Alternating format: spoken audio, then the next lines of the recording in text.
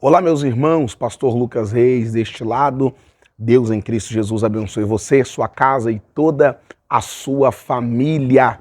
Nós estamos fazendo a leitura da Bíblia Sagrada em ordem cronológica neste ano de 2024 e sempre que nós findamos um livro, eu posto um conteúdo aqui para fixar a sua assimilação e a sua compreensão do livro que nós lemos. E nesta oportunidade eu vou postar 2 vídeos. O primeiro vai falar de uma primeira etapa do livro do Êxodo e o segundo a parte final. Eu espero que você seja grandemente edificado. Esse vídeo trata-se da primeira parte do livro do Êxodo. Vamos lá para esse vídeo? Deus te abençoe. Até a próxima oportunidade, se assim o Senhor nos permitir.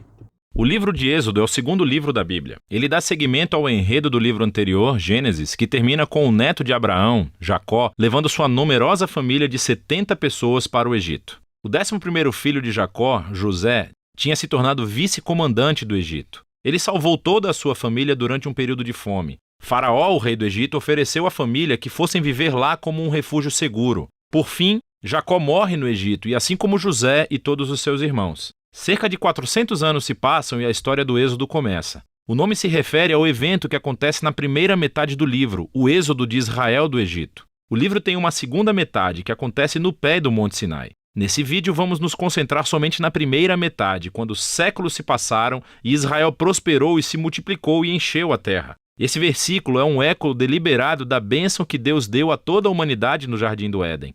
Lembra-nos da grande história bíblica até agora. A humanidade perdeu a bênção de Deus por meio do pecado e da rebeldia. E Deus escolheu a família de Abraão como instrumento através do qual ele iria restaurar as suas bênçãos para todo o mundo. Mas o novo faraó não vê Israel como uma bênção. Na verdade, ele vê esse grupo imigrante israelita como uma ameaça ao seu poder. Da mesma forma que em Gênesis a humanidade se revolta contra a bênção de Deus. Aqui o faraó tenta destruir a fonte da bênção de Deus, os israelitas. Ele os escraviza de maneira brutal, forçando-os a trabalhar e ordena que todos os meninos israelitas sejam afogados no Nilo. Ele é a pior personagem da Bíblia até agora. O seu reino é o ápice da rebelião da humanidade contra Deus. Esse faraó redefiniu o bem e o mal de acordo com seus próprios interesses de tal maneira que até mesmo o assassinato de crianças inocentes se tornou algo bom para ele. O Egito tornou-se pior do que a Babilônia do livro de Gênesis. Agora Israel grita por socorro contra essa nova Babilônia e Deus responde. Primeiro, Deus vira o mal do faraó de cabeça para baixo quando uma mãe israelita joga o seu filho no Nilo, mas dentro de um cesto. Ele flutua com segurança até a família do próprio faraó. Ele é chamado de Moisés e ele cresce para tornar-se o homem que Deus usará para derrotar o mal do faraó. Na famosa história da sarça ardente, Deus aparece diante de Moisés e pede-lhe que vá até o faraó e ordene que libere os israelitas. Deus diz que sabe que o faraó vai resistir e por isso ele trará o seu julgamento sobre o Egito em forma de pragas. Deus também diz que ele vai endurecer o coração do faraó. E assim chegamos à próxima parte da história, o confronto entre Deus e faraó. O que significa quando Deus diz que vai endurecer o coração do faraó? É muito importante ler esse trecho da história atentamente e em sequência. No primeiro encontro de Moisés com faraó, sabemos somente que o coração do faraó endureceu. Não há nenhuma indicação de que Deus fez alguma coisa. Em resposta, Deus envia a primeira das 5 pragas, cada uma confrontando o faraó e um dos seus deuses egípcios. E em cada vez, Moisés oferece ao faraó uma chance para ser humilde e libertar os israelitas. Mas após cada praga, ficamos sabendo que o coração do faraó endureceu. Ele está fazendo isso por vontade própria. Eventualmente, é com a segunda das 5 pragas que começamos a escutar como Deus endureceu o coração de faraó. O propósito da história parece ser esse. Mesmo que Deus soubesse que faraó iria resistir à sua vontade, Deus ainda lhe deu a chance de fazer a coisa certa.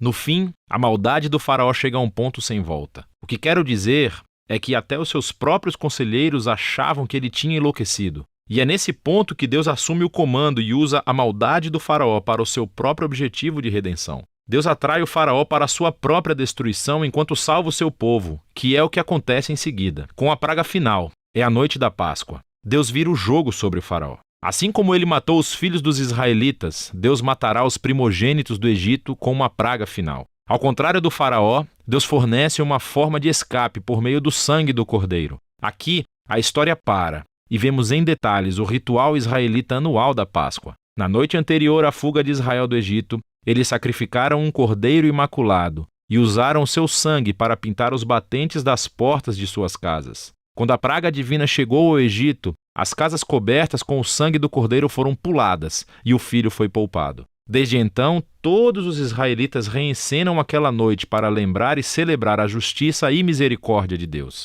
Mas o faraó, por conta do seu orgulho e rebeldia, perde o próprio filho e é obrigado finalmente a libertar os israelitas. Os escravos israelitas fazem o seu êxodo do Egito, mas assim que eles saem, o faraó muda de ideia. Ele reúne o seu exército e persegue os israelitas para uma batalha final. Quando os israelitas passam pelas águas do mar em segurança, o faraó decide atacar e assim entra na sua própria destruição. A história do Êxodo conclui com a primeira canção de louvor da Bíblia. Chama-se a Canção do Mar. O verso final declara que o Senhor é rei. A canção reconta em poesia do que se trata a história do reino de Deus. Fala sobre como Deus tem a missão de confrontar o mal no seu mundo e resgatar aqueles que são escravizados pelo mal. Deus vai trazer todo o seu povo para a terra prometida, onde a sua presença divina viverá entre eles. Essa história mostra como é quando Deus se torna rei do seu povo. Depois que os israelitas entoam a sua canção, a história tem uma reviravolta. Os israelitas estão andando pelo deserto a caminho do Monte Sinai.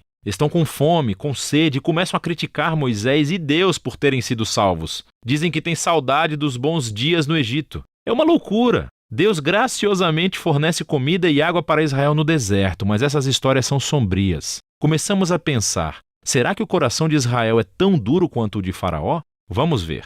Por enquanto, essa é a primeira metade do livro de Êxodo.